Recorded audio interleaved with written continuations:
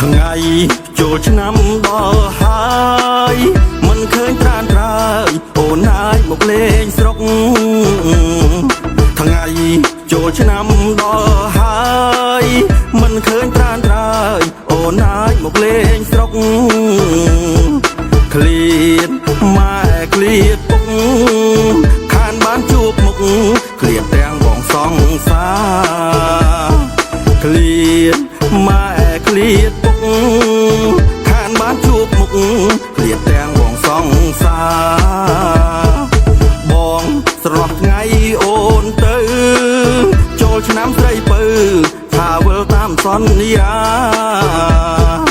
បងស្រឡោះថ្ងៃអូនទៅចូលឆ្នាំស្រីពៅ